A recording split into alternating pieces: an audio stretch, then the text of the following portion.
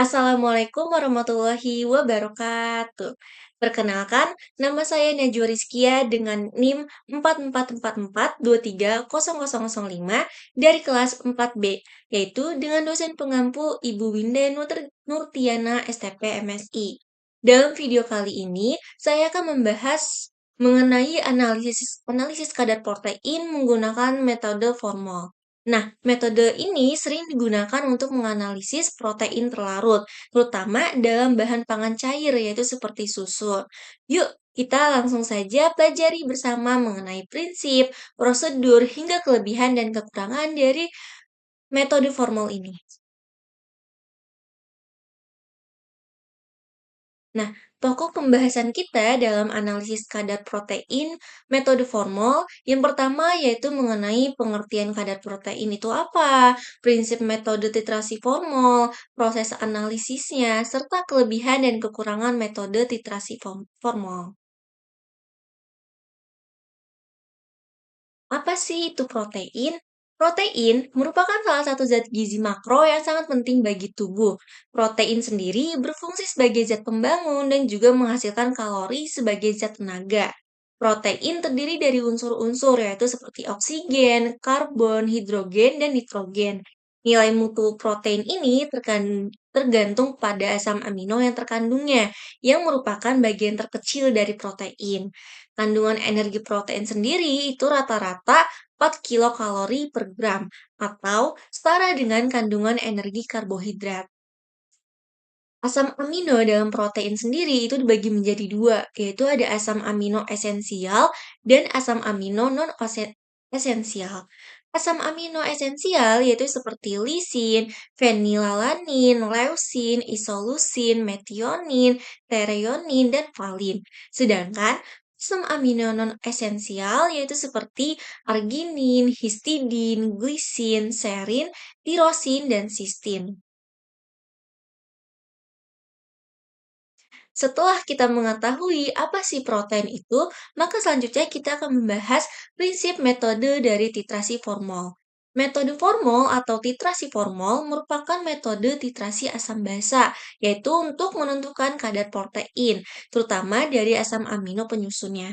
Prinsipnya berdasarkan reaksi antara gugus amina bebas dengan formaldehid.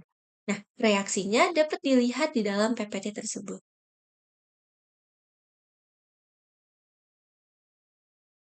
Selanjutnya, metode titrasi formal sendiri ini biasa digunakan dalam bahan pangan cair, yaitu seperti susu segar. Nah, protein dalam susu segar itu terdiri dari kasein dan whey protein. Kasein terfraksionasi menjadi alfa S1, alfa S2, beta, dan kasein. Sementara whey protein itu terdiri dari laktalbumin, laktoglobulin, bovin serum albumin, dan imunoglobulin. Nah, menghitung protein terlarut dalam cairan ini berdasarkan kesetimbangan asam basa. Metode titrasi formal ini cukup baik digunakan untuk mengukur kadar protein dalam susu segar.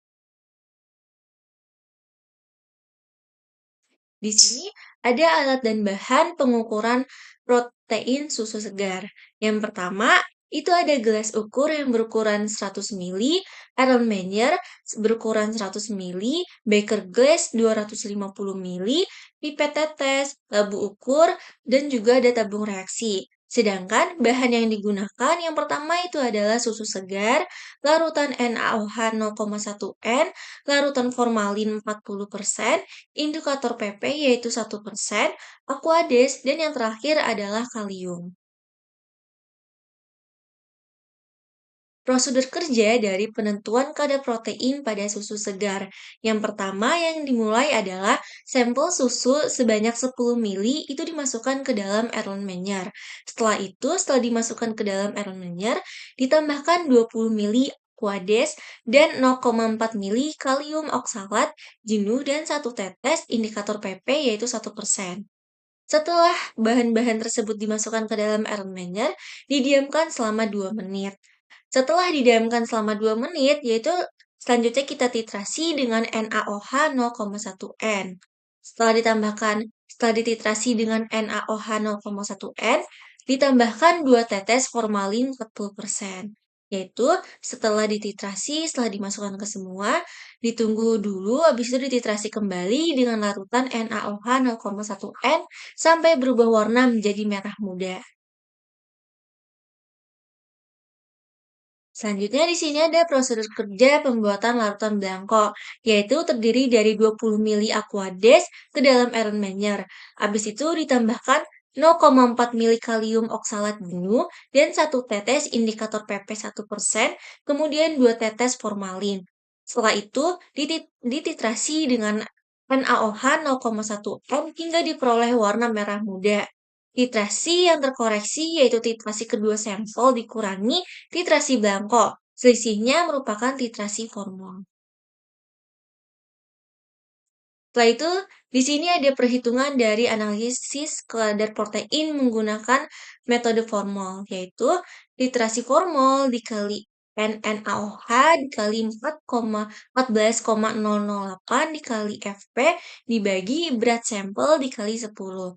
Yang dimana literasi formal itu sama dengan titrasi sampel dikurangi titrasi blanko.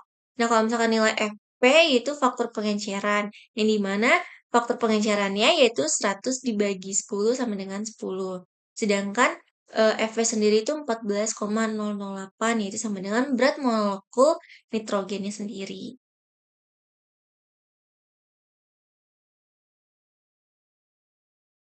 Nah, di sini ada kelebihan dan kekurangan dari metode formal dalam analisis kadar protein. Yang pertama, kelebihannya yaitu mudah, cepat, dan tidak memerlukan keahlian khusus. Yang kedua, yaitu cocok untuk sampel cair seperti susu. Yang ketiga, yaitu dapat mengukur kadar asam amino bebas yang mencerminkan protein larut. Kekurangannya sendiri yaitu yang pertama, dapat terjadi variasi warna serta kurang tepat dalam menentukan jenis protein tertentu. Yang kedua, yaitu tidak bisa membedakan jenis protein atau asam amino tertentu. Dan yang terakhir, yaitu akurasi hasil bisa menurun jika titrasi tidak dilakukan dengan hati-hati. Nah, di sini kita sudah sampai penghujung videonya yaitu kesimpulan. Kesimpulannya adalah metode formal ini adalah teknik titrasi sederhana berbasis reaksi formaldehid dengan gugus amina pada asam amino. Dengan menetralkan larutan, menambahkan formalin, lalu menitrasi kembali, kita bisa menghitung jumlah asam amino dan kadar protein secara tidak langsung. Metode ini sangat cocok digunakan untuk analisis yang cepat, terutama dalam susu dan cairan pangan lainnya. Sekian dari video saya, kurang lebihnya mohon maaf. Wassalamualaikum warahmatullahi wabarakatuh.